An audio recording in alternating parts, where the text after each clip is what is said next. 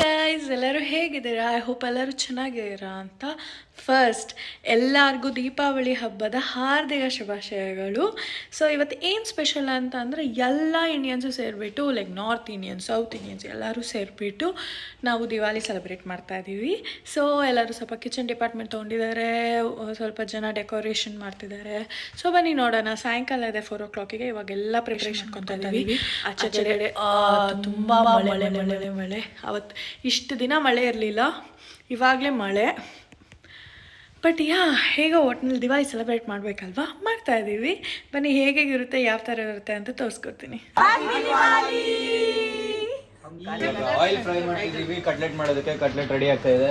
ಗರಂ ಆಗ್ತಿದೆ. ಗರಂ ಆದ್ಮೇಲೆ ಕಟ್ಲೆಟ್ ಹಾಕೋದು ತಿಂತಾ ಇರೋದು.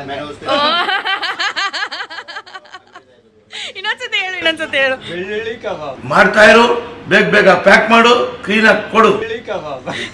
ಬೆಳ್ಳುಳ್ಳಿ ಕಬಾಬ್ ಈಗ ಸದ್ಯ ಕಟ್ಲೆಟ್ ಕಬಾಬ್ ಗರಂ ಆಗ್ತಿದೆ. ಗರಂ ಆದ್ಮೇಲೆ ಆಗ್ತಾ ಇರೋದು ತಿಂತಾ ಇರೋದು ಅಷ್ಟೇ.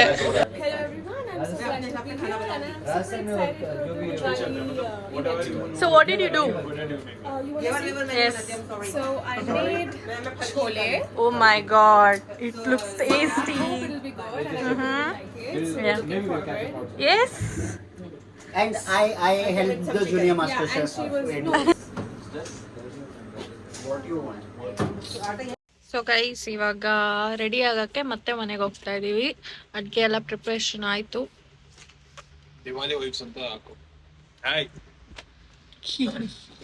ಇವಾಗ ಮನೆಗೆ ಹೋಗಿ ಬೇಗ ರೆಡಿ ಆಗ್ಬಿಟ್ಟು ಮತ್ತೆ ವಾಪಸ್ ಬಂದು ಫುಲ್ ಶೋಸ್ ಎಲ್ಲ ಇದೆಯಂತೆ, ನೋಡ್ಬೇಕು.